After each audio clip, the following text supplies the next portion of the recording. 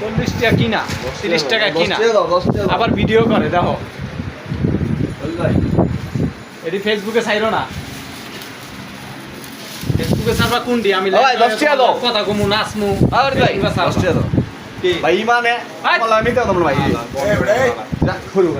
কামলে এই ইমান টিমান কয় কি কয় দাও 10 টাকা দাও আবার এই যে আমার 35 টাকা ইয়া না, এই ব্যবসা জিনিস হলে আলাদা 15 টাকা লাভ হইছে কোনটা এই আনার এই আনারসে হ্যাঁ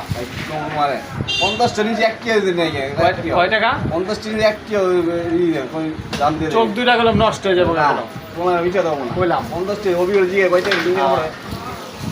চোখ দুইটা নষ্ট হয়ে যাবে গেল হ্যাঁ